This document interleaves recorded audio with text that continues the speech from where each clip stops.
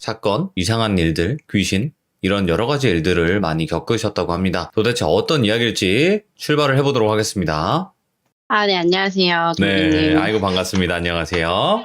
자, 오늘 돌수리님께서 내가 살았던 마을에서 정말 이상한 일들이 많이 있었다라고 해주셨는데 맞나요? 네네. 거기가 큰 지역만 어딘지 말씀이 가능할까요? 여기는 김해요. 경상남도 김해. 경상남도 김해. 네. 김해에 위치한 시골에서 일어난 일이에요. 알겠습니다. 그러면 이제 김해 사시는 분들은 조금 두려워하시길 바라고 바로 출발해 보도록 하겠습니다. 렛츠고! 길이십니다. 렛츠 기릿!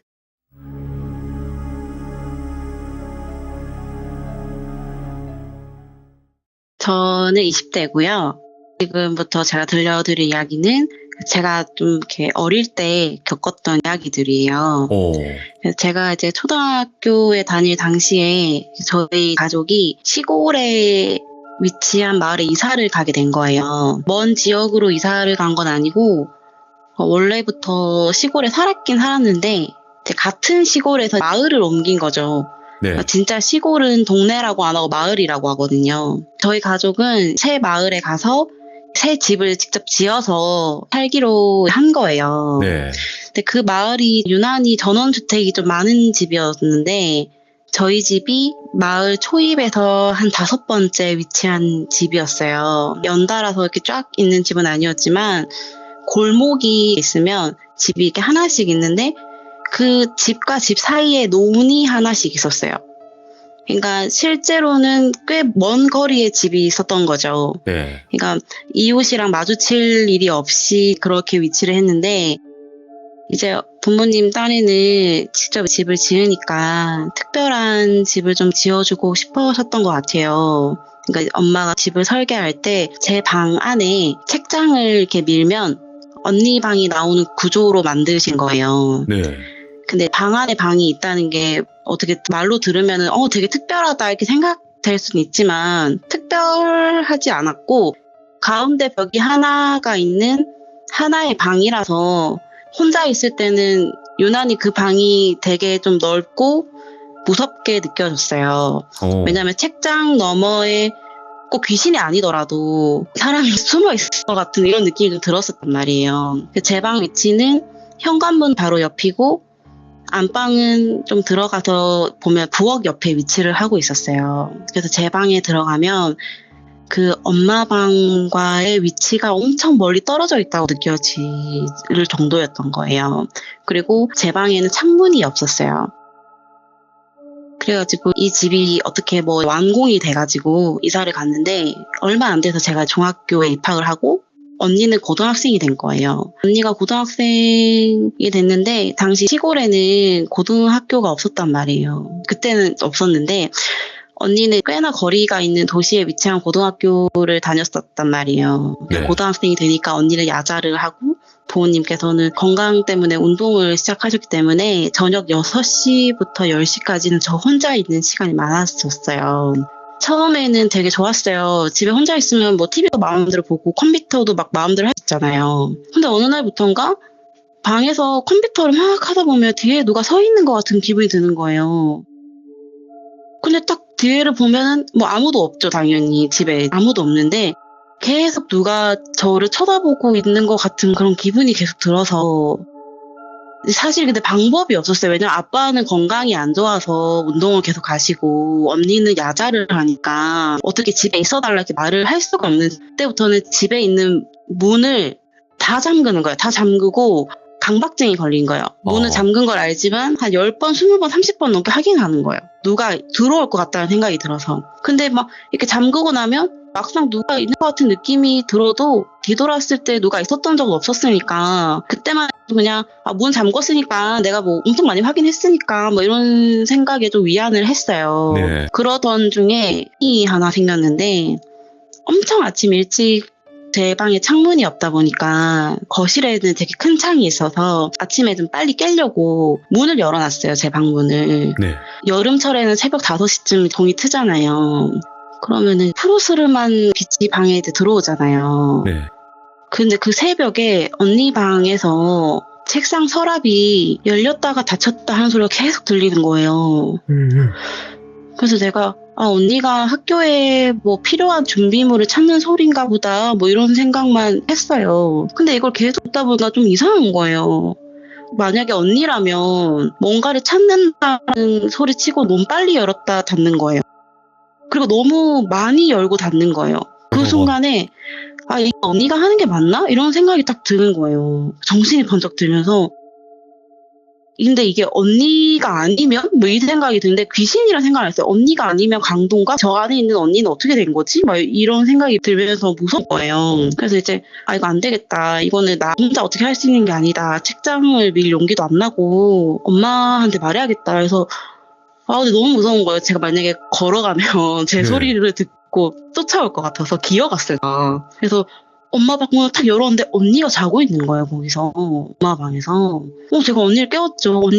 지금 언니 방에서 이상한 소리 난다. 그래서 깨웠는데 언니가 막 비몽사몽을 깨는 거예요. 그래서 왜 언니 왜 여기 자고 있냐 이렇게 물어보니까 언니도 모르겠대요. 자기가 왜 여기 자고 있는지.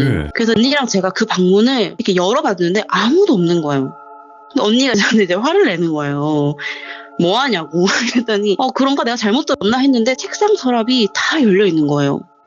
그래서 제가 언니한테 이게 바람에 닫힌 건가? 뭐 이런 생각을 했는데 제가 말씀드린 것처럼 저는 문을 병적으로 잠그고 생활했기 때문에 바람일 리는 없었어요. 근데 이 일이 그때 다 그냥 단순한 해프닝으로 넘어갔어요. 지금 생각해보면 이때부터 그랬던 건가 싶지만 그때는 뭐 그냥 그럴 수도 있다라는 정도로 넘어갔던 것 같아요. 그래서 그 시기쯤에 저희 집 마당에 되게 좀 큰 진돗개를 키웠는데 밤마다 우는 거예요. 잘 때마다.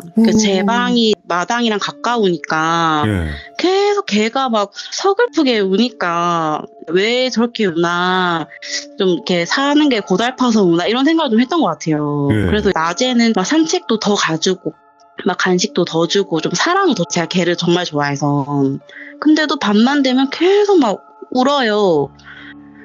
근데 부모님한테도 말해도 뭐 어떻게 해도 방법이 없으니까 일단 좀 외로워서 전화보다 이러고 있었는데 시골 같은 경우에는 이렇게 수행을 하시는 스님들이 종종 집에 들리신단 말이에요. 오, 진짜예요? 네, 저희 집만 들리는 거 아니고 약간 목탁 같은 거 두드리면서 이렇게 자기 지금 수행 중인데 덕을 좀 베풀어 달라는 스님들이 종종 오세요. 그래서 가끔 오시면 뭐 큰 돈은 아니지만 1,000원, 2,000원 이렇게 주셨단 말이에요, 부모님이. 근데 그날 제가 혼자 있는데 스님이 오신 거예요. 그래서 제가 돈이 없으니까 드릴 건 없고 제가 쌀이라도 드리겠다 해가지고 그 부엌에 있는 쌀을 퍼서 드렸어요. 네. 그러면서 이제 죄송해요, 제가 이거밖에 드릴 게 없어요 라고 말했는데 스님이 아니라고 정말 고맙다고 하면서 저희 집을 딱 둘러보시는 거예요. 그러다가 딱 걔를 보시더니 집 위치를 옮기는 게 좋을 것 같다는 거예요. 그래서 제가 왜요? 그랬더니 강아지가 소맥이 흐르는 자리에 집이 있어서 귀신이 괴롭힘을 당하고 있는 것 같다는 거예요. 자기도 뭐 수행을 한 지는 얼마 안 됐지만 그래서 저는 수맥이 뭔지도 모르고 그래요? 그랬더니 이 집 전체가 수맥이 좀 많이 흐르는 것 같다고 하시더라고요. 그래서 제가 얼마 전에 있었던 그 서랍 이야기를 했어요. 그래서 제가 이제 너무 무서워요. 정말 그것도 뭐 그런 건가요? 이러면서 장난스럽게 말했더니 진짜 알 수 없는 말을 하시는 거예요. 누가 당신을 쫓아오거든 무조건 반대 방향으로 도망을 치라는 거예요, 저한테. 그래서 제가 그게 무슨 말씀이세요? 뭘 반대 방향으로 가라는 말씀이세요? 이렇게 물어봤더니 더 말은 못 해주지만 무조건 쫓아오면 반대 방향으로 도망을 쳐야 된다 이렇게 말씀하시길래 네, 알겠습니다 하고 쌀을 퍼드리고 이제 안녕하세요 했는데 가시더니 잠시 멈칫하더니 저를 딱 보고 이렇게 말씀하시는 거예요. 너무 걱정하지 마세요. 부처님이 매 순간 당신과 함께 할 겁니다. 이렇게 말씀하시는 거예요. 근데 저는 그때 무교였거든요. 네. 근데 말이 좀 이상하잖아요. 신의 가오가 함께한다 이러는 거다. 부처님이 나를 함께한다고 막 이런 생각이 드는 거예요. 그러면서 이제 남야민탑을. 네. 그래서 이제 그때 막 네이트온으로 막 친구들한테 막 아까 이상한 스님이 막 이런 얘기를 했어요. 그랬더니 막 친구들이 저한테 너 그러고 보니까 약간 관세음보살 닮은 것 같다. 이러면서 이게 장난을 치는 거예요. 약간 유머러스하게 넘겼던 것 같아요. 제대로 들었어야 했는데 그 말을. 그래서 이제 시골은 외지고 식당도 있어도 해가 지면 빨리 문을 닫으니까 외식하기가 되게 힘들어요.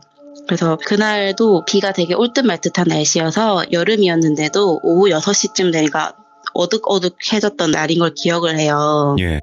그래서 안방에서 부모님께서 우리 저녁을 밖에 나가서 차를 타고 멀리 가서 외식을 할까 아니면 그냥 집에서 때울까 뭐 이런 얘기를 하는데 솔직히 외식을 갔으면 좋겠다는 생각이 좀 들어가지고 네. 이제 한쪽은 가자 한쪽은 안 가자 이러니까 내가 가자 이렇게 말하려고 갔어요. 갔는데 엄마가 설거지를 하고 있는 거예요. 예.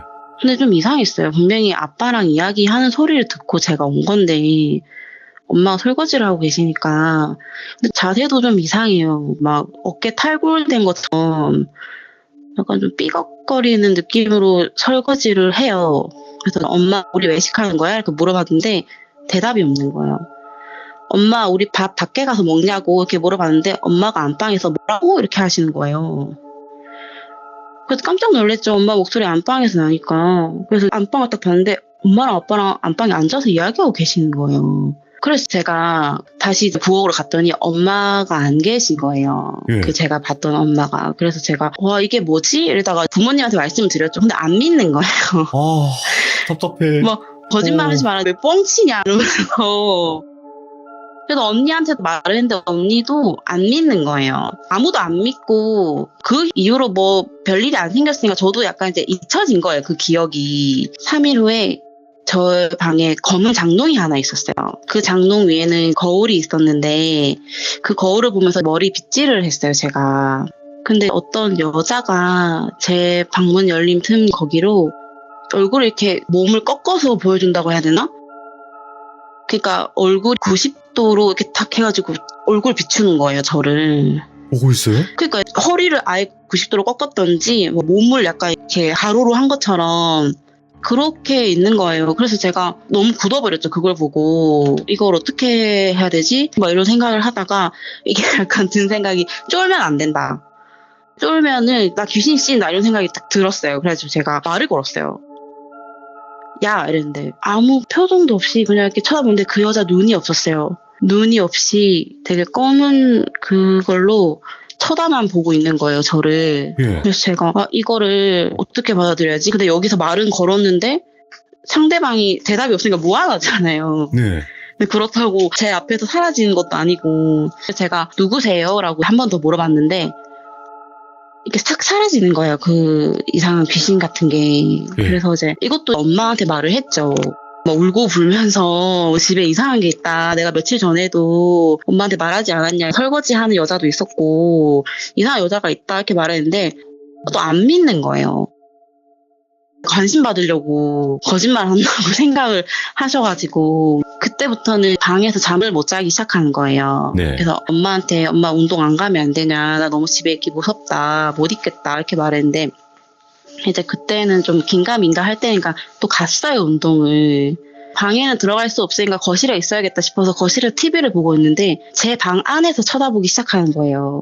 그 눈이 없는 귀신이. 오. 그래서 제가 바로 TV를 끄고 마당으로 나가서 시골이니까 아무것도 없잖아요. 논두렁이밖에 없으니까.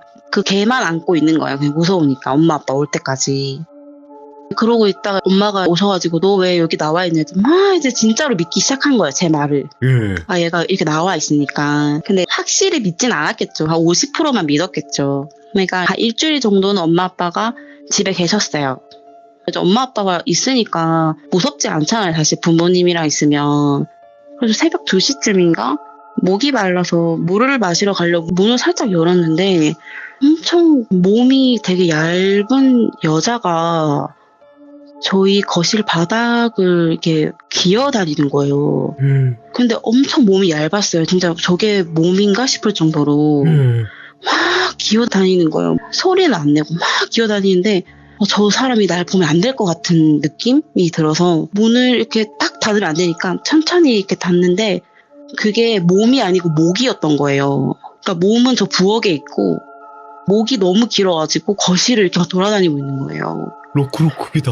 오. 그래서 제가 그거를 이렇게 닫고 이때 방 안에서 이제 어떡하지? 어떡하지 이 생각을 하다가 이제 그 언니 방문을 이렇게 밀어가지고 갔어요, 언니한테. 예. 언니랑 이렇게 막 자는데 너무 무서운 거예요. 언니랑 나한테 오면 어떡하지 이러다가 그때부터는 방에서도 잠을 못 자기 시작한 거예요. 예.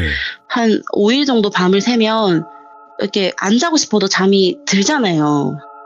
딱 잠이 드는데 이제 여기부터는 꿈 얘기인데 꿈에 제 친구가 사는 아파트로 제가 가고 있는 거예요.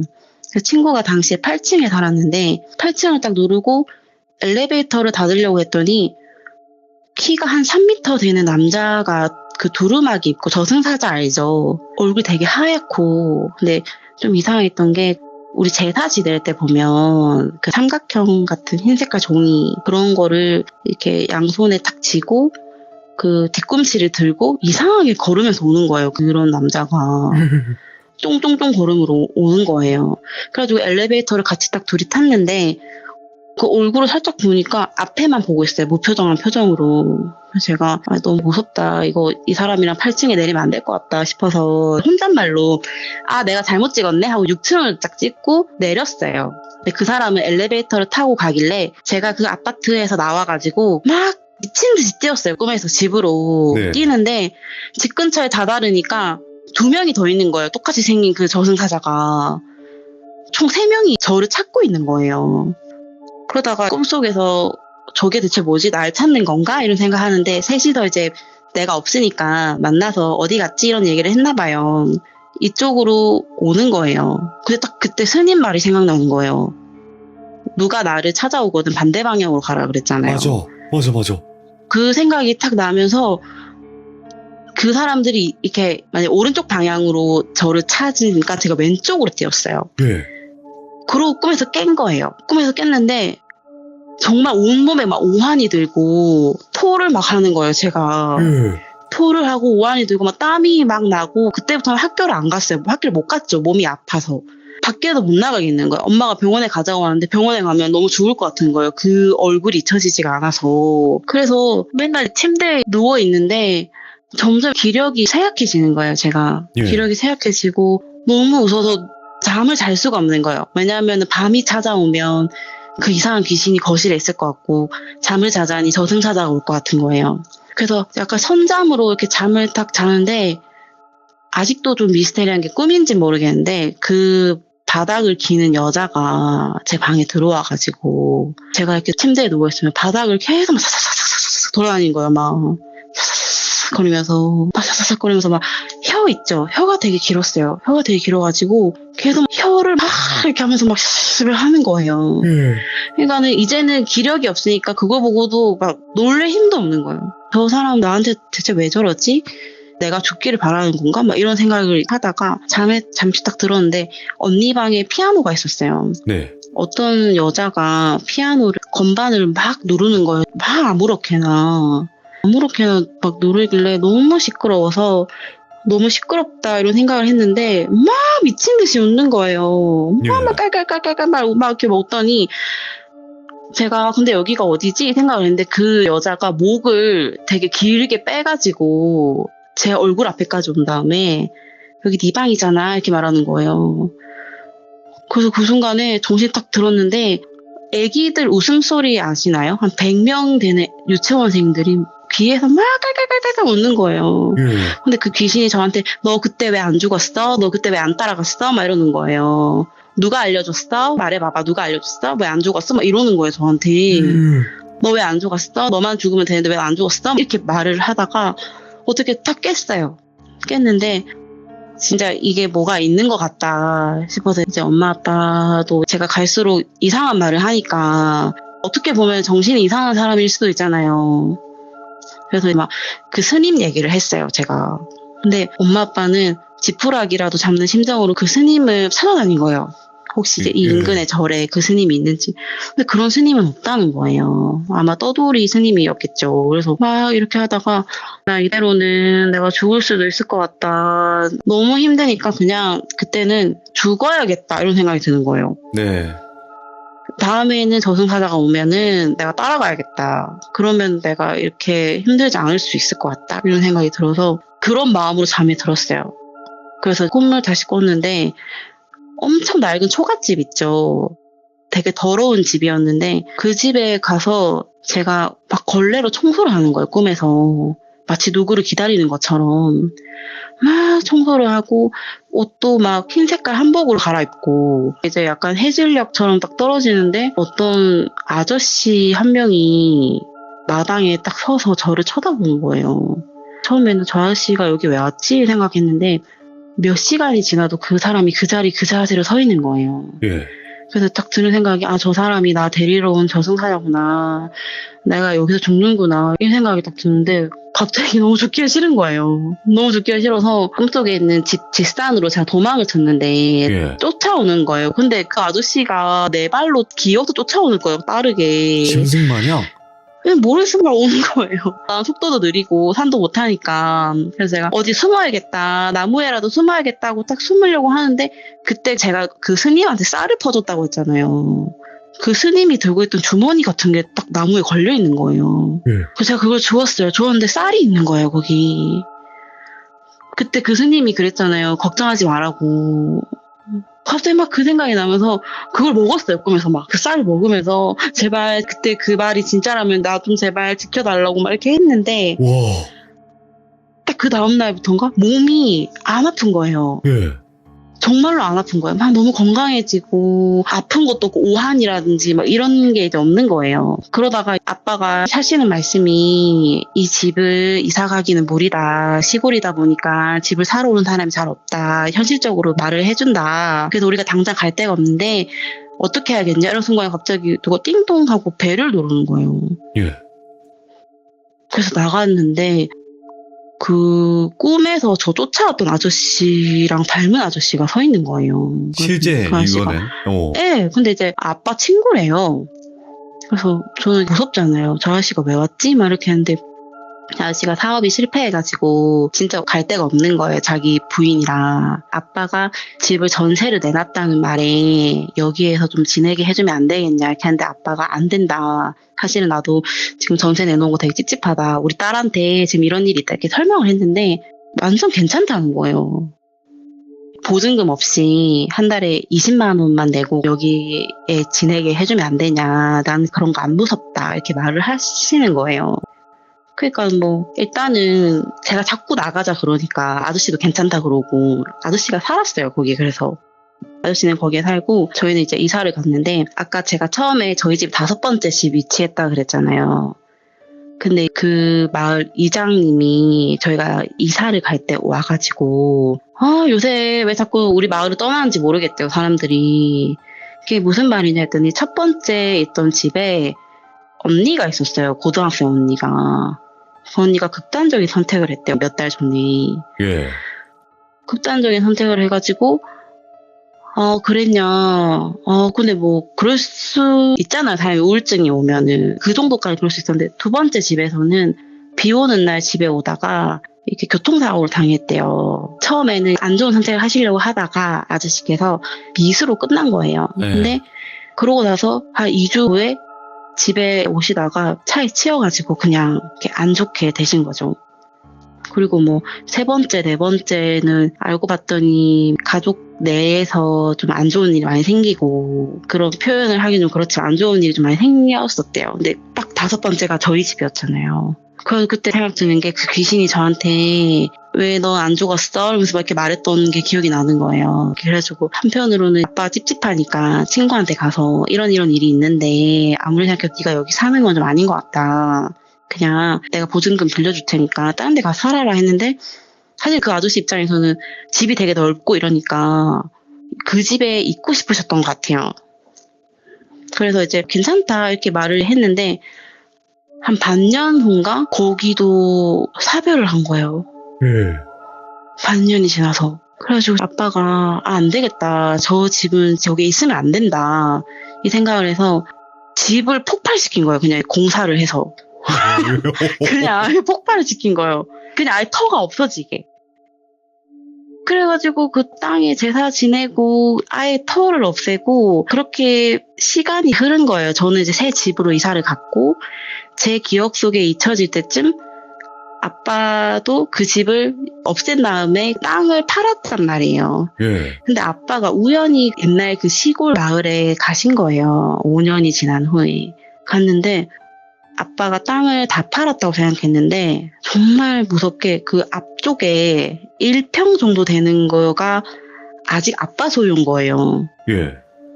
계약을 할 때 아무도 몰랐던 거예요. 그러니까 이 1평에 대한 아빠 지분이 있는 거예요. 근데 아빠가 거기 갔다 오더니 진짜 사람이 홀린 것처럼 바로 계약금을 놓고 왔다는 거예요. 다시 그 집에 가야 된대요. 뭐야, 뭔 소리야? 거기 가서 우리 살아야 된다는 거예요. 어머. 근데 저희 아빠가 진짜 막 짠돌이거든요. 진짜 계약금을 바로 놓고 왔다는 거예요. 그래서 엄마가 무슨 소리 하냐, 거기 왜 들어가냐, 제정신이야 해서 막 이렇게 싸웠는데 아빠가 계속 막 거기 가야 된다, 돌순아 너 괜찮지? 거기 가야 돼, 거기 가서 우리 살아야 돼 막 이러는 거예요 계속. 그래서 제가 진짜 막 울면서 나 정말 거기 다시 가고 싶지 않다 막 울었어요. 막 울다가 결국에 이제 엄마가 계약금 어쩌고저쩌고 하고 이렇게 제발 좀 안 하게 좀 해달라 이런 식으로 했는데, 거기가 지금은 공장이거든요. 공장을 지금은? 지었는데 예. 근데 그 공장장님은 약간 그런 말 있잖아요. 귀신 나오는데 사업하면 잘 된다고. 예. 되게 잘 되는 거예요. 오히려. 오히려 잘 되는 거예요. 그래서 막 자기는 1평의 계약금이라고 받긴 했지만 자기는 이거 공장이 잘 되고 있어서 사실은 더 큰 데 옮기고 싶었다. 근데 뭐 자기는 다른 데 점집 가서 물어보니까 내가 여기 있어야 더 잘 된다더라. 그럼 내가 계약금 돌려드리겠다. 오히려 이렇게 말을 하는 거예요. 오, 다행이다. 오. 그래서 돌려받았어요. 받았는데 네. 아빠가 반년을 그 집에 갔어야 했는데 니 때문에 못 갔다. 그 집에 갔어야 했는데 막 계속 이렇게 말을 하는 거예요. 그래서 엄마랑 제가 아니 그 집은 내가 이런 일을 겪었고 아빠 친구도 사별을 했고 이렇게 막 말해도 말이 안 통하는 거야. 그러고 나서 이제 뭐 하나의 그냥 추억 정도가 된 거죠. 이런 이야기들도. 그래가지고 이제 언니한테 언니 우리 옛날에 그 집 살았던 거 기억하냐, 그 집이 사실은 그런 일이 있었던 집이었다 이렇게 말을 했어요. 근데 언니가 그랬냐고 난 몰랐대요. 근데 저희가 5번째 집이면 6번째 집에 언니 동창이 살았거든요. 네. 그래서 내가 순간 별 생각 없이 근데 그 오빠는 잘 지내나? 그 마을에서? 이렇게 말했는데 그 오빠도 엄청 큰 사고 당해가지고 의식이 없다는 거예요. 몇 년 동안. 야, 이건 미쳤다, 진짜. 그래서 제가 그 말을 들으니까 너무 복잡한 그런 마음이 드는 거예요. 왜냐하면 제가 그때 꿈에서 그 쌀을 묵은 다음날 바로 그 아저씨가 와서 전세 좀 내가 살게 해주면 안 돼서 제가 이렇게 벗어난 거잖아요. 그런 생각이 들고 엄청 복잡한 그런 생각이 들면서 언니한테 뭐 이렇게 좀 자세히 말했는데 언니는 또 너무 그렇게 생각하지 마 이렇게 말을 하는 거예요. 그래가지고 제가 얼마 전에 거기 마을에 갈 일이 생겨서 그 앞을 지나가는데 제 머릿속에는 생생한 거예요. 비록 거기가 지금 창고 같은 공장으로 바뀌었지만 우리 집의 구조라든지 마당에 어떤 꽃을 키웠던지 이런 게 생각이 나잖아요, 저한테는. 네네. 그리고 그 집을 차로 탁 지나가는데 갑자기 온몸에 소름이 싹 돋는 거예요. 소름이 싹 돋으면서 이게 뭐지? 빨리 집에 가야겠다. 지금도 갑자기 소름이 돋는데 집에 가야겠다. 그래서 집에 갔죠. 집에 가서 씻고 막 자려고 누웠는데 그때 그 여자 목소리 있잖아요. 그 목소리가 갑자기 귀에 딱 스치는 거예요. 막 약간 콧노래 부르듯이 이러면서 막 이렇게 딱 들리는 거예요. 그래서 제가 너무 기분이 안 좋으니까 막 어깨 털고 머리 털고 막 미친 거 아니야? 그리고 잠에 딱 들었는데 가위를 눌렸는데 그 집에 제가 간 거예요. 그 꿈속에서. 그 방 안에 제가 있는데 제가 봤던 그 귀신이 빨간 코트를 입고 현관문을 통해서 이렇게 또각또각 걸어오는 거예요. 그래서 제가 그걸 봤더니 그 사람이 눈이 없다고 했잖아요. 네. 근데 저를 보고 미친 듯이 박장대소를 하는 거예요. 박장대소를 하더니 막 내 옷 너무 예쁘지 않니? 이렇게 물어보는 거예요. 그래서 제가 네 이랬어요. 네 이러니까 나 이제 이렇게 예쁜 옷도 입고 살아 이렇게 얘기를 하는 거예요. 그러면서 제가 네 약간 비위를 맞춰야 될 것 같아서 네 이렇게 말을 했더니 그러니까 너도 여기서 계속 살지 그랬어 이렇게 말하는 거예요. 예. 그러고 탁 깼거든요. 탁 깨고 나서 조금 이렇게 무서워서 저희가 처음으로 친구 소개로 무당집에 간 거예요. 무당집에 갔더니 그 무당이 저한테 이제 옛날에 귀신 봤지 이런 얘기는 안 하고 저보고 점 많이 보러 다니지 마라 이러는 거예요. 그래서 제가 왜 그러세요? 그랬더니 저를 지켜주는 뭔가가 있대요. 그래서 너는 점 많이 보러 가거나 놀이공원에 있는 귀신의 집 이런 데 가면 오히려 네가 해를 당하니까 이런 데 오지 마 이렇게 말하는 거예요. 그래서 제가 물어봤어요. 제가 어릴 때 이런 일이 좀 있었는데 뭐 이렇게 얘기했더니 그래 너 그때 죽었어야 했는데 살아있잖아. 그러니까 이런 데 오지 말라고 이렇게 얘기하는 거예요. 예. 그래서 알겠다 했더니 다 그냥 잊고 살으래요. 잊어야 된다는 거예요. 그래서 제가 알겠다. 그럼 나 이제 잊어버릴게요. 이렇게 말하고 왔는데 그 이후로 솔직히 말하면 한 번씩 이상한 소리라든지 그런 게 들리긴 해요. 그럴 것 같아요. 근데 너무 그 귀신의 비주얼이라 해야 되나? 그게 내 인생에 너무 임팩트가 남아서 웬만하면 안 무서운 거예요. 웬만하면 안 무섭고 막 한 번씩 저랑 친구들이랑 통화를 하면 친구들이 옆에 남자 뭐야? 이렇게 물어봐요. 예. 근데 옆에 아무도 없는데도. 그래서 내가 모르겠다. 나 좋아하는 귀신인가 봐. 이렇게 말을 하고. 그러면 친구들도 막 장난으로 아 그럼 나 돈 좀 많이 벌게 해달라. 말 좀 해달라. 이렇게 말하고 저희가 막 들으셨죠? 하면서 막 돈 좀 많이 벌게 해줄게. 막 이렇게 얘기를 하고 그렇게 그 집에 대한 기억을 웬만하면 잘 안 하려고 하는 거죠. 아, 그냥 웃으면서. 진짜로 돌순님께서 오늘 이야기를 들려주시긴 했지만 솔직히 지금은 네. 뭐 아무렇지 않아요. 뭐 이런 식으로 말씀을 해주고 계시지만 정말 힘들었을 거예요. 그 당시엔 죽고 싶을 만큼. 힘들죠. 사실 지금도 이렇게 말해도 가족들 다 자면 밖에 못 나가는 거예요. 그 거실에 돌아다니고 있던 그 모습이 생각이 나서 돌아다닐 수가 없었죠. 그러면 좀 질문 드리고 싶은 게 돌순님은 혹시 뭔가 예술 쪽을 하고 계신 분이에요? 아니요. 아니에요? 그렇진 않아요. 그냥 노는 거 좋아하고. 근데 기가 좀 약간 아니 이게 믿거나 말거나인데 언니가 자기도 그 귀신 봤대요. 예. 근데 자기한테는 안 왔대요. 한 번 오고. 어떻게 했더니 그 목 긴 여자 말하는 거 아니야? 이러는 거예요. 맞아. 그랬더니 언니가 자고 있는데 언니 발 밑에서부터 이렇게 타라 기어왔대요. 예. 근데 그때 언니가 고3이고 너무 피곤했대요. 그랬더니 꺼져 그랬대요. 근데 그 뒤로 안 왔대요. 야, 여러분들 잠깐만. 지금 가위 눌리고 계신 분들 계시잖아요. 여기 수많은 분들이 진짜 쌍욕해보라니까 걔네 쫄아요. 진짜로. 저도 해봐서 알아요. 쫄아요 걔네. 진짜 막 온갖 분노를 가져가지고 쌍욕을 한번 해보세요. 진짜 쫀다니까요 귀신들도. 진짜 그럴 것 같지 않아요?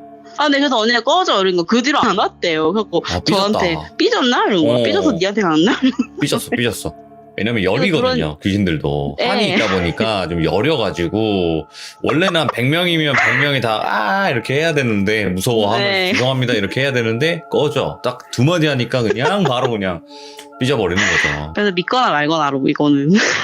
아무튼 돌수님께서 오늘 차분히 또 이야기를 들려주셨는데 그 스님분 진짜 대단하시네요. 저 은인이죠. 제 은인이요. 진짜로. 정말.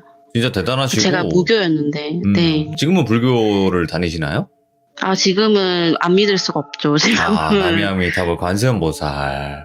지금은 그냥 친구들도 아직도 놀려요. 중학생 때 친구들이. 야, 보살 어디 가냐 이러거든요. 관세음보살 어디가? 이런 식으로. 네. 그래서 제가 이렇게 얼굴 막 화장하면 그 관세음 보살님 막 달력 같은 데 보면 예쁘게 꾸미고 있는 그림이 많단 말이에요. 너 이거 같아 이러는 거. 근데 좋게 받아들이죠. 근데 그 강아지는 네. 그때 당시에 살 때 그 네. 집을 옮겨줬나요? 아니면 그대로 그냥 있었나요? 옮겨줬어요. 다행이다. 옮겨줬는데 사실은 한 번 만에 그 아이가 잘 지내지 않았어요. 되게 여러 번 옮겼어요. 그러니까 저희는 메어놓지 않았단 말이에요. 조금 큰 철장에 밤에는 시골이니까 개장수가 많단 말이에요. 밤에는 그렇게 놔두고 낮에는 마당에 막 풀어놓고 그랬는데 한 번만에 성공하진 않았어요. 여러 번 끝에 그 마당 맨 앞쪽 끄트머리에 거기로 옮겨서 거기에서 잘 지냈어요. 다행이다. 그나마. 결국은 다행이죠. 그 집에서 나오게 된 거고 그 뒤로는 분명히 겪은 일은 있지만 오늘은 이 집에 관련된 이야기로만 또 이렇게 신청을 하신 거니까. 그죠? 그렇죠. 네. 겪은 게 꽤 많으세요? 어떠세요? 저는 근데 제가 그렇게 많은 편이 아니라고 생각했는데 친구들한테 이야기를 하면 너 뭐야? 막 이렇게 말을 많이 해요. 그런 이야기도 많이 들었던 것 같아요. 알겠습니다. 네, 오늘 돌수님께서 또 이렇게 김해에 있는 한 마을에 있는 정말 진짜 사람이 죽어나가는 터라고 해도 과언이 아닐 정도의 정말 무서운 집터에 관련된 이야기를 들려주셨는데 너무 감사드리고 앞으로는 네. 해피한 일들만 가득하시길 바랍니다. 네, 감사해요. 고맙습니다. 늦은 밤 감사합니다. 네, 감사합니다. 와, 진짜 이런 집터가 있구나, 여러분들. 근데 여기서도 안 거는 뭐냐면, 그거죠. 폐기 같은 거 있죠, 여러분들. 귀신 봤을 때. 쌍욕을 한다던가. 진짜로 근데 무서우면서 쌍욕을 하라는 게 아니라, 진짜 나는 얘를 이길 수 있어. 라는 마음의 가짐으로 화를 내면서 하면 귀신들도 자기들도 함부로 못할 것 같다 라는 거 여러분도 알고 계시면 좋을 것 같고, 오늘 돌수님께서 사람이 죽어나가는 집터에 관련된 이야기를 들려주셨습니다. 시청해주신 이야기 중에서 장사의 유통기한이라는 내용이 있어요. 그 이야기부터 먼저 들어주시고 이 이야기를 들어주시면 조금 더 이해하는 데 도움이 될 듯 합니다. 오늘 이어서 2편의 이야기, 어떤 이야기일지 같이 만나보도록 하겠습니다. 네, 여보세요? 안녕하세요. 네, 안녕하십니까. 아유, 또 헬렉스님 반갑습니다. 네, 반갑습니다. 최근에 이제 구독하신 분들이 자꾸 이렇게, 네네. 스님께서 찾아오셨다고 막 이러시더라고요. 네네네네. 근데 닉네임은 헬릭스잖아요. 그죠? 근데 이제 님자를 붙였기 네. 때문에 이제 스님인 줄 오해하시는 분들도 계시더라고요. 아우, 큰일 납니다. 지금, 네. 요즘 탈모에 예민합니다. 예. 민감하네요. 네. 네. 뭐 어쩌다가 보니까. 자, 오늘 헬릭스님께서 또 찾아와 주셨는데, 저번에 이제 장사의 유통기한의 이야기가 있었어요. 네. 네. 근데 이게 완벽히 이어지는 내용일까요? 아니면 좀 별개의 이야기라고 봐도 될까요? 소재 같은 경우에는 할머니는 등장하지 않습니다. 다만, 그 할머니께서 얘기했던 내용과 그 장사 유통기한이 생긴 이유를 전번에는 얘기했지만 이번 거는 그 현실 공포에다가 그 장사 유통기한을 지금까지도 지키게 된 이유에 대해서 말씀을 드릴 겁니다. 알겠습니다. 그러면 이어지는 듯 별개의 이야기라고 봐도 될 것 같네요. 네네. 알겠습니다. 그럼 바로 출발을 해보도록 할게요. 렛츠 고! 기르십니다. 렛츠 기릿!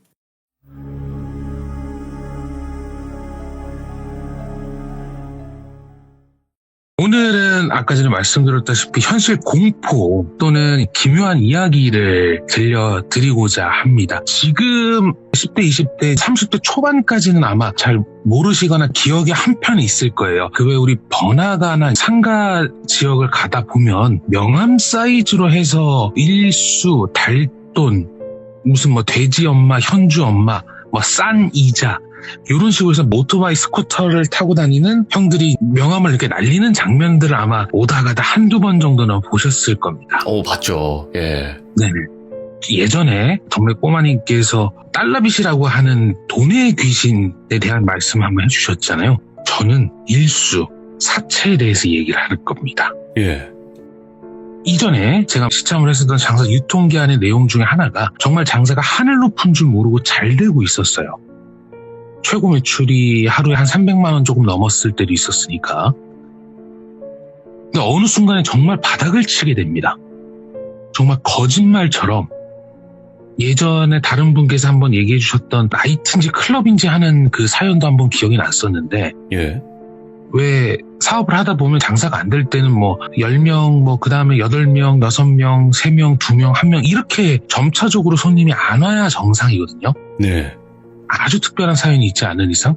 근데 정말 하루에 매출 평균 100만 원 정도를 하던 매장이 10만 원이면 많이 파는 정말 이상하게 정말 손님이 곤두박질 치는 이상한 기현상을 접하게 됩니다. 그렇게 확 떨어지는? 네네, 정말 수직 하강이라고 해야 되죠. 근데 누가 그러던가요? 사람을 욕망의 덩어리라고 했었던 표현이 생각이 납니다. 매장 오픈하고 1년 정도 돼서 새로운 사업의 확장을 예전에 말씀드렸다시피 지금 있었던 매장을 다른 사람들한테 매장을 넘기고 저는 또 새로운 매장을 오픈하기 위해서 이제 영업점을 확대를 해야 되기 때문에 새로운 매장을 계약을 하고 인테리어를 하려고 준비를 하고 있었어요. 네. 어차피 이 가게는 기존에 주변 사람들한테도 인지도도 생겼고 하다 보니까 새로운 매장을 오픈하려고 하는데 제가 욕심이 생겨서 원래는 한 군데를 선정을 했다가 다음 걸 계속 주기적으로 해야 돼 두 개를 동시에 진행을 했는데 아마 개인 사업을 해보시거나 사업을 현재 하시는 분은 아실 겁니다. 알게 모르게 그냥 순식간에 녹아 들어가는 돈이 상당히 많아요. 직장 생활을 하시는 분께서는 좀 와닿지 않겠지만 정말 눈만 뜨고 숨만 쉬어도 녹는 돈들이 있습니다. 그렇죠. 예, 그래서 정말 두 군데 매장을 오픈하기로 일을 벌렸는데 매장에서는 장사가 안 되지. 매장은 계약을 해놨고 인테리어 자재가 뭐 인건비 이런 식으로 돈은 계속 들지. 오픈 시간은 한두 달, 뭐 석 달, 넉 달 남아있지. 이게 이런 식으로 일을 벌리니까 육체적인 힘든 것보다도 정신적인 여유가 생기지가 않더라고요. 네. 정말 그때 당시엔 하늘이 노래진다라는 말이 어떤 말인지 조금 알겠더라고요. 네. 그래서 새로운 매장을 오픈한 설레임보다 육신의 피로감이 더 쩔어있는 그때에 저는 정말 손을 대지 말아야 할 사채를 손을 대게 됩니다. 너무 힘들다 보니까. 네. 네, 급하게 인건비나 자재값을 줘야 되는데 돈은 없으니까 그렇다고 돈을 안 주게 되면 공사가 지연이 되니까 혹여나 그러시면 안 되겠지만 제가 미리 인포메이션을 드리겠습니다. 어떤 식으로 진행이 되고 어떤 식으로 갚아야 되는지를 안내를 드릴게요. 순서는 이렇습니다. 명함을나 전단지 같은 걸 보고 전화를 합니다. 예. 그러면 상담사가 전화를 받고 뭐 업종이라든지 위치 동네를 알려주면 그 상담사라는 사람이 소위 말하는 일수꾼 사무실에 전화를 합니다. 그래서 이러이러한 가게가 있는데 한번 가보겠습니까? 라고 전달해서 그쪽에서 가보겠다라고 얘기를 하면 일수꾼 사람이 저한테 전화를 하는 거죠. 그래서 서류를 준비하라고 합니다. 사업자 등록증, 등본, 초본. 이 초본은 이사 내역이 기재가 돼 있어야 됩니다. 그리고 가족관계 증명서, 뭐 매출 통장이라든지 장부, 그리고 당일 발급한 인감증명서를 요구합니다. 당일 발급한 인감증명서가 필요한 이유를 확인하니까 제가 돈을 빌리려고 인감증명서를 한 장 떼고 나서 인감증명서에는 도장 내지는 사인이 들어가잖아요. 그 도장이나 사인을 바꾸는 거예요. 그렇게 되면 예전에 있었던 인감증명서는 그냥 인감증명서의 형태를 띠고 있는 그냥 종이 쪼가리일 뿐이거든요. 네. 그럼 법적인 효력이 아무것도 없기 때문에 당일 발급한 인감만 받습니다. 그 인감이 필요한 이야기는 나중에 얘기를 할게요. 그래서 방문을 해서 매장을 구경하고 장부나 통장 내역이라든지 이런 거를 쭉 한번 보고 대출 금액을 정하게 됩니다. 예. 이때 사무실에 승인을 받아야 되니까 기다리세요 라고 얘기하고 그 사람들은 빠져요. 근데 이때 절대 다수의 사무실들이 사무실에 컨펌을 넣고 승인을 받으려고 하는 게 아니에요. 네. 자기네들이 돈 관리를 하기 때문에 이 사람이 갚을 능력이 있는지 돈이 있는 사람인지 아니면은 만약에 문제가 생겼을 때 이 사람을 찾아가서 돈을 받을 수 있는지를 판단을 합니다. 네. 그래서 사람을 가려서 받는 거겠죠. 이때 뭐 예를 들어서 우리가 알다시피 사설 무슨 뭐 이런 거 있잖아요. 정확한 명칭은 얘기 안 하겠습니다. 공식적으로 하는 게 아니라 사설이 진행되는 그런 걸 한 기록이 있으면 절대 대출을 해주지 않아요. 주색잡기라 그러죠. 그런데 빠져있는 사람은 돈을 버는 것보다 쓰는데 한다고 하기 때문에 절대 그렇게 하지도 않고 그러는데 사람이 순진해 보이고 어느 정도 협박이 통할 것 같고 가족이나 친구가 많은 사람들이 대출 대상자가 되게 됩니다. 예. 이제 일수 사무실의 일수꾼들이 대출을 결정을 하게 되면 차용증을 가지고 오겠죠. 이때 공증을 위한 위임장을 쓰게 되는데 거기에 인감증명서가 들어가요. 그래서 그것까지 다 작성을 해서 대출을 진행하게 됩니다. 당연히 일수예요. 자, 여기서 보면은 대출 금액을 산정할 때 절대로 원하는 금액을 다 빌려주지 않습니다. 아, 예. 예를 들어서 500이 필요하면 정말 장사가 잘 되는, 검증이 된 데는 400 정도? 보통은 200에서 300을 빌려줘요. 항상 모자르게 빌려주고 여기에 이제 간단하게 계산하기 좋게 100만 원을 빌렸다고 하겠습니다. 그러면 10%의 선이자를 뗍니다.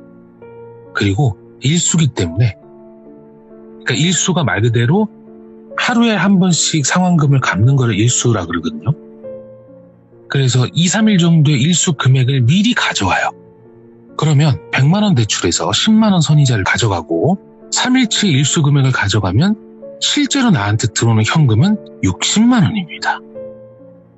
근데 갚아야 될 최종 이자까지 포함한, 원금 이자 포함한 최종 상환 금액은 120만 원이에요.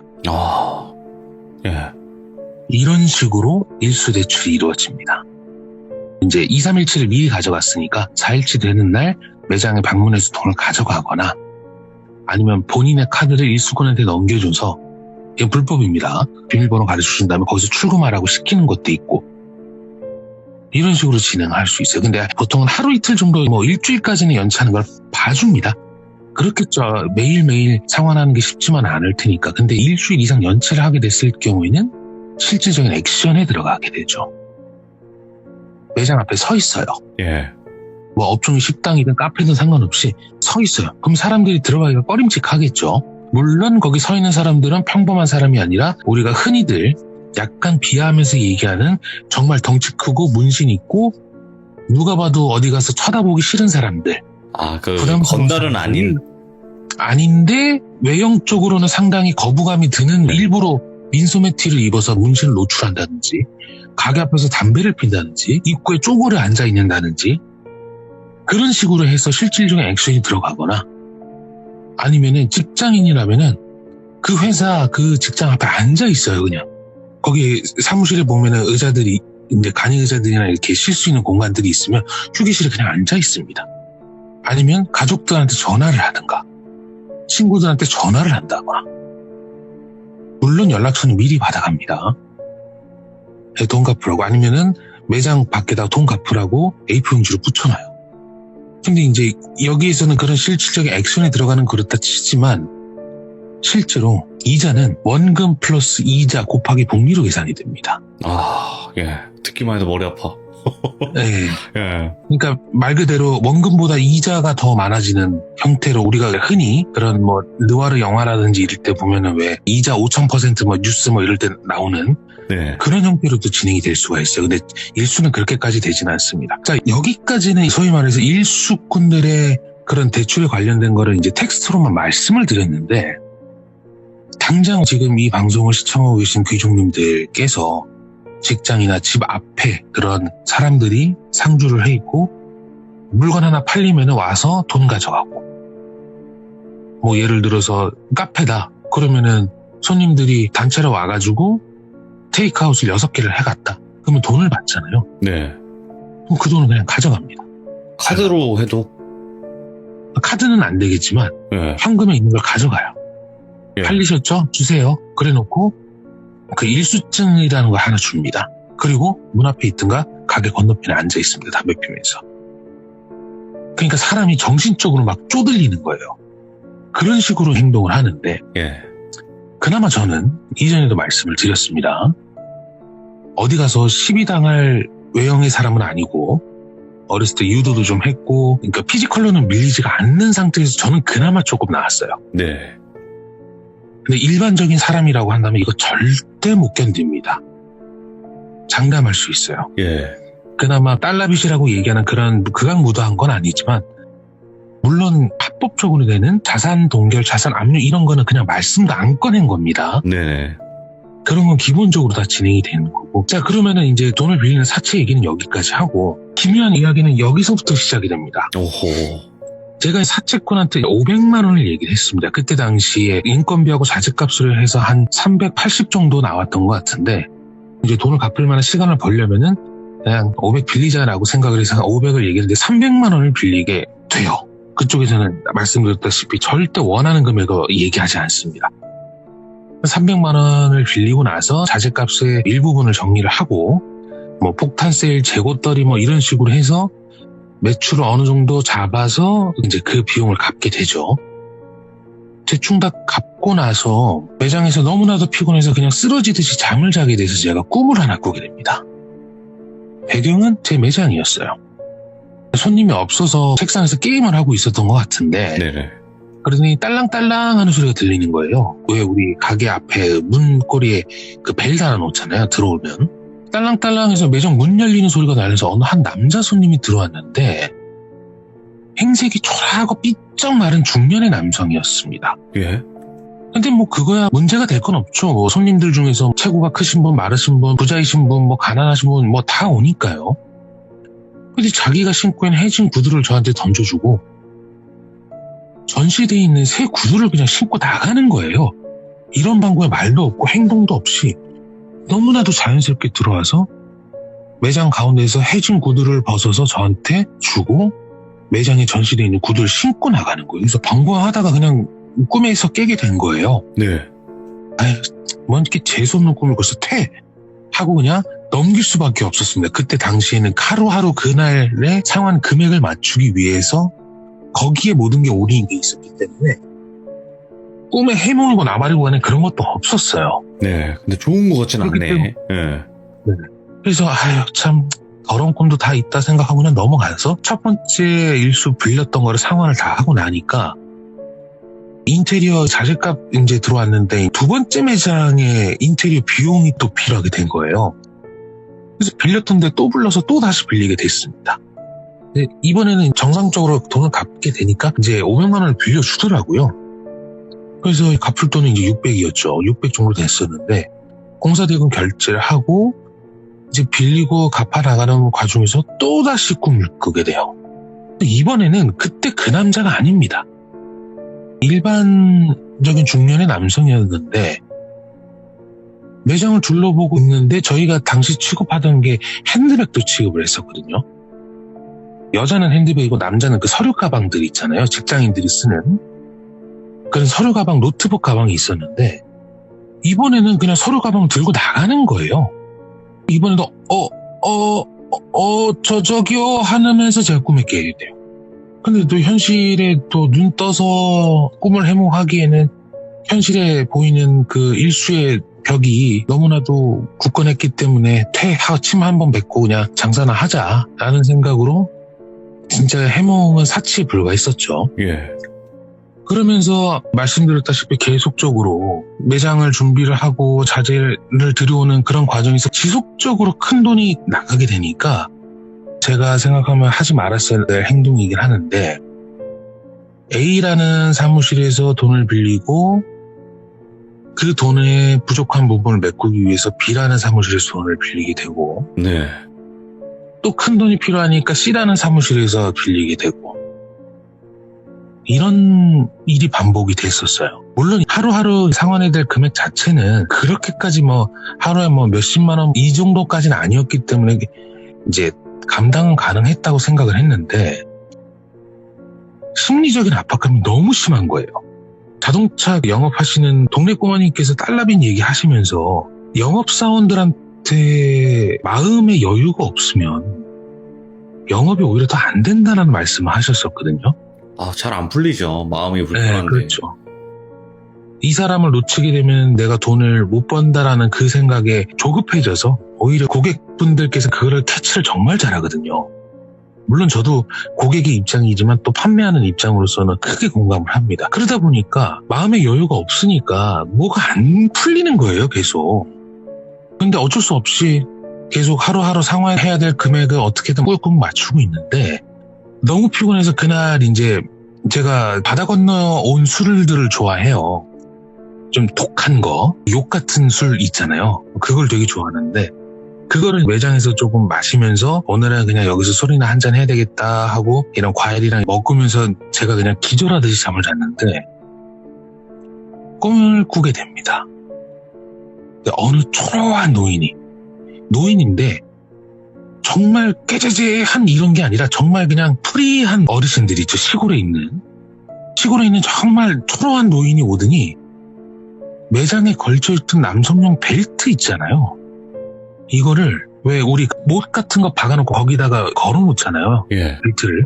그거를 딱 빼더니 자기가 벨트를 딱 하고 그냥 가버리는 거예요. 근데 이때는 제가 하고 그때는 각성을 합니다. 그래서 노인장의 어깨를 딱 잡으면서 어르신! 하고 어깨를 딱 잡는데 그 어르신이 저를 딱 돌아봤는데 얼굴이 없어요. 예. 아니, 정확히 말하면 얼굴이 없는 게 아니라 마치 초점을 흐리게 시켜놓으면 사람이 뿌옇게 뿌옇게. 보이잖아요. 어.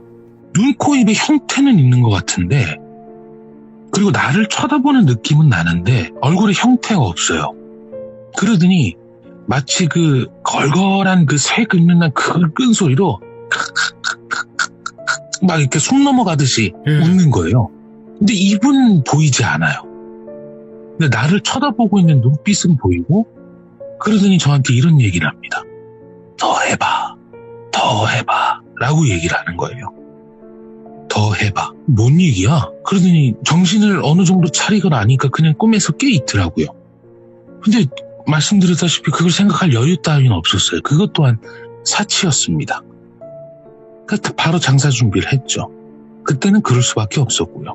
근데 이게 결국은 밑빠진 동이 물붓기가 되는 거죠. 이제 나는 지쳐가지, 돈은 보이자마자 사라지지, 실제로 빌린 거에 비해서 훨씬 더 많은 비용을 짧은 기간, 이걸 말씀 안 드렸네. 일수는 빌리는 날은 1일이면 상환하는 날이 8일입니다. 8일 내지 9일이에요. 얼마 안 그러니까 되네요. 일주일 사이로 돈이 들어갑니다. 한 달 단위가 아니에요.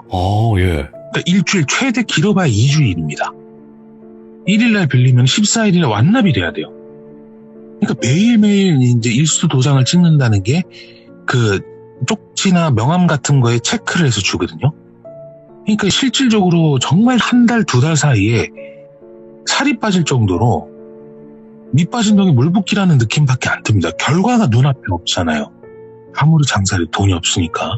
그래서 결국은 아까 말씀드렸다시피 A 회사, B 회사, C 회사, D 회사 이런 식으로 여러 사무실에 돈을 빌리게 되고, 이게 연체가 생기게 되고, 그걸 다시 갚고, 물론 이자는 조금만 더 받더라고요. 이제 크게 그건 없으니까. 근데 결국은 이런 식의 반복이 연속이 되는 게 1분기를 써버려요. 석 달. 돈을 빌리고 갚는 그 와중에도 중간중간 계속 꿈을 꾸는데, 어떤 사람은 구두, 어떤 사람은 샌들, 어떤 사람은 부츠, 가방, 액세서리, 심지어 매장 안에 디피되어 있는 의자들 있잖아요. 인테리어 의자나 손님들 앉는 의자까지도 누군지 모르겠어요. 다 달라요, 존재가. 어떤 사람은 키 크고, 어떤 사람은 젊고, 어떤 사람은 늙고, 어떤 사람은 여자고, 어떤 사람은 남자고, 어떤 사람은 할머니, 할아버지인데, 오는 사람이 다 다른데 매장에 있는 물건들을 하나씩 계속 가져가는 꿈을 꾸는 거예요. 예. 근데 너무 찝찝하긴 한데, 뭐 어쩌겠어. 어차피 나는 이 가게를 다른 사람한테 넘기고 나는 빠질 거고, 새로운 매장 2개 빨리 운영을 해서 돈 벌자라는 생각에 정말 어떻게든 계기자라는 생각으로만 있었습니다. 근데 결국은 이게 반복이 되고 매출은 나오지 않지, 갚아야 될 돈만 계속 늘어나지, 들어가는 투자 비용은 있지, 결국은 총괄 이사를 호출을 해서 그간 있었던 이야기를 진행을 합니다. 이렇게 돼서 내가 일수를 빌렸었고, 이게 지금 돈을 못 갚은 것도 있고 갚은 것도 있고 이렇게 해서 현재 지금 상황이 이렇다라고 얘기하니까, 그래, 그러면은 너랑은 이 매장은 안 맞는 것 같으니까 그냥 날리자. 그냥 돈을 못 벌어도 좋으니까 돈을 쓰지는 말자. 어차피 우리 매장 2개 있으니 이제 오픈하니까 그걸로 숨통 튀면 되니까 이 매장을 버리자라고 결정이 돼서 결국 매장을 날리게 되고, 그 매장 계약 마지막 일이 있었어요. 이제 그 임대인한테 전화를 해서 이러이러해서 우리가 나갑니다. 보증금은 없어도 되니까 언제까지 원상복귀하고 나가겠습니다 하고, 그날 마지막 밤에 정말 오만 생각이 다 들어요. 주마등이라고 지나가서 그 매장을 준비하면서 있었던 일, 장사가 잘 됐던 일, 그때 꿈에 나왔던 그 허영심 많은 여자, 거기 그 여자를 데리고 가던 언니 같은 존재, 뭐 거기서 생겼던 단골들, 뭐 싸웠던 일, 기뻤던 일, 슬펐던 일 정말 많이 생각이 나는데, 네. 마지막 좋은 감정만 가지고 가자라고 생각하고 매장에 이제 사람들을 모아서 거기서 마지막으로 술이나 한잔하고, 자 이제 여기서 고생했으니까 딴 데 가서 열심히 하자, 이런 식으로 뭐 종무식 비슷한 개념으로 그 좁은 매장 한 10평 남짓이었는데, 그 텅 빈 매장을 보는 제 느낌이 너무 을씨년스러웠어요. 10평밖에 안 되는데 마치 오래된 폐가나 흉가를 보는 듯한 을씨년스러운 기분이 드는 거예요. 그래서 그냥 이것도 하나의 내 업이겠다, 마음의 짐이니까 이렇게 보일 수도 있겠지라고 생각하고, 이제 돈의 눈물을 보게 되니까 저는 눈물이 나지가 않더라고요. 이제 지친 몸을 이끌고 매장에서 잠을 자고 그날 새벽에 그 원상복귀 해주시는 그 인테리어 업자분들이 오시기로 돼 있었거든요. 그래서 매장에서 자게 된 건데 새벽 6시 오한마 들고 오는 거죠. 그래서 잠을 자게 되는데 이상한 소리가 들리는 거예요. 소리가 들릴 리가 없잖아요. 매장은 이미 짐을 다 뺐고 시간은 새벽이고 밤인데 자꾸 사람이 막 웅성웅성하는 소리가 들려서 뭐야 하고 눈을 떴는데 매장에 손님들이 한창 많았을 때처럼 사람이 바글바글한 거예요. 10평 남짓밖에 안 되는 그 좁은 매장에 사람이 가득 차 있는 거예요. 예. 뭐지? 하고 눈을 떴는데 손님이 하나같이 이상해요. 그래갖고 눈을 비벼서 눈에 힘을 좀 주고 정확히 보니까 내가 그동안 봐왔던 사람들이 거기 있는 거예요. 꿈속에서. 근데 그 한 명 한 명의 사람들이 저한테 가져갔던 물건들 하나씩 다 차고 있는 거예요. 예. 저 사람은 신발, 저 사람은 구두, 저 사람은 벨트, 저 사람은 뭐 액세서리, 어떤 사람은 샌들, 어떤 사람은 부츠. 그러면서 매장을 구경하는 것처럼 빙빙빙빙 돌기도 하고 소리도 내고 하는데 무슨 소리인지 들리지는 않아요. 그러더니 제가 쳐다보고 있다는 사실을 인지를 한 건지 모르겠습니다만 어느 순간에 다 저를 쳐다보고 있는 것처럼 느껴지더라고요. 얼굴은 보이지 않았습니다. 다만 얼굴이 저를 쳐다보고 있는 것처럼 느꼈을 뿐이지. 그러더니 빠르지도 않고 느리지도 않고 아주 나긋나긋한 말과 혐오스러운 목소리로 저한테 이렇게 얘기합니다. 수십 명의 사람인지 수백 명의 사람인지 모르겠습니다. 예. 더하지 더 하라고. 라고 얘기를 하는 거예요. 그게 혼자 얘기하는 게 아니라 거기 있는 사람들이 동시에 저한테 얘기하는데 각각의 다른 목소리로 얘기합니다. 더하지. 그래서 제가 꿈에서 깬 건지 아니면 그냥 자연스럽게 일어난 건지 어느 순간에 보니까 사장님 일어나세요 라고 얘기하면서 그 철거 사무소의 직원들이 저를 깨우더라고요. 이거는 참 내가 뭐라고 얘기해야 될까? 사장님 오셨습니까? 네네네. 잘 좀 부탁드릴게요. 네. 여기 이렇게 철거해 주시고요. 여기는 뭐 가만히 내비둬 주시고 여기는 뭐 수도관이 지나니까 조심하시고 이런 식으로 해서 원상복귀를 해놓고 나왔는데 너무나 이상한 거예요. 꿈이라고 하긴 뭐하고 아닌 것 같기도 하고. 그래서 이 이야기를 그냥 우선은 가슴속에 묻어놓습니다. 얘기해봐야 뭐 속단 말로 미쳤다라고밖에 얘기를 안 할 테니까. 네네. 그래서 제가 가게 실질적으로 지금 판매하고 저는 영업은 하진 않습니다. 실질적인 관리나 자재나 이런 거를 총괄적으로 진행하는데 이제 사업을 하시는 분들 아마 좀 규모가 있게 하시려고 하시는 분들은 다들 공감을 하실 텐데 사업을 하시게 되다 보면 부동산하고 친해질 수밖에 없어요. 매장을 고르고 이제 매장에 대한 정보가 있으면 그걸 빨리빨리 받아야 되기 때문에 부동산하고 친해질 수밖에 없는데 부동산의 그 땅을 봐주시는 분들이 계십니다. 직관이라고 하시는 분들인데 풍수 지리보고 하시는 분들이에요. 직관인 분들하고 좀 친해져서 어느 날 술을 한잔하게 됐는데 그간에 있었던 매장을 오픈하고 매장을 닫는 부분이 있어서는 스토리를 얘기를 했습니다. 동네가 어디야? 네, 서울의 거기입니다. 거기 무슨 동인데? 네, 무슨 동입니다. 그러니까 거기 하고 얘기하시는 거예요. 그 딴 건 아니고 거기 뭐 있고 그런 건 아닌데 네가 있었던 그 동네가 원래 예전에 샛강이 흐르던 곳이었어. 그런 거예요. 큰 강은 아닌데 물이 흐르는데 사시사철 물이 흐르는 조그만한 샛강이 있었는데 그 샛강 주변에 판자촌들이 있었대요. 근데 판자촌들은 아시겠지만 좀 많이 가난하신 분들이나 좀 힘드신 분들이 계신 곳인데 그쪽에 판자촌이 있었는데 그 판자촌에서 누군가 돌아가시게 되거나 그러면 장례를 정상적으로 치를 수가 없기 때문에 거기 주변에 산에 몰래 매장을 하거나 그 샛강 주변에 매장을 했다고 하더라고요. 아이고, 예. 네.